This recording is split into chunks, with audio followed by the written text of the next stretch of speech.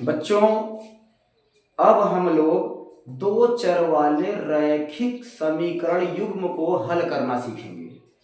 अभी तक तो ये पता हुआ कि हल है कि नहीं है, लेकिन अब क्या होगा कि अब हम हल करेंगे और चर का मान निकालेंगे, एक्स वाई का मान निकालेंगे। तो जो रैखिक युग्म समीकरण होते हैं, जैसे कि एक है a1x b1y प्लस c1 बराबर 0, a2x plus b2y plus c2 बराबर 0, ये रैखिक युग्म समीकरण है। इसको हम लोग हल करना सीखेंगे, चर का मान निकालना सीखेंगे। तो चर का मान बच्चों दो प्रकार से होता है, दो प्रकार से हम हल कर सकते हैं इसको। एक है पहला नंबर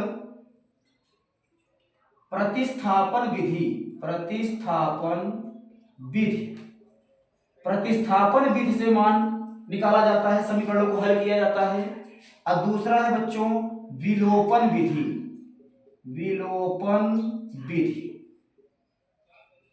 इन दो विधियों से, और विधियां हैं लेकिन आगे आपको फिर से बताया जाएगा।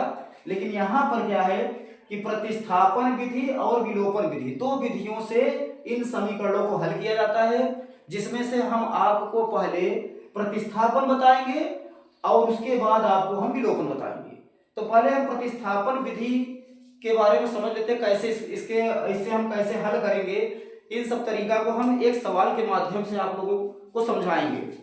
जैसे कि बच्चों यहां पर दिया गया है, एक समीकरण है दिया गया है, एक सवाल दिया गया है, हम प्रतिस्थापन विधि से आपको समझाएंगे प्रतिस्थापन विधि में कैसे हल होता है। 2x प्लस 3y बराबर 11 है, इसको हम मानेंगे समीकरण नंबर 1। और एक है 2x माइनस वाई बराबर है बच्चों यहां -1, इसको हम समीकरण 2 मानेंगे। अब यहां पर क्या करना है कि हम प्रतिस्थापन विधि से हल करेंगे।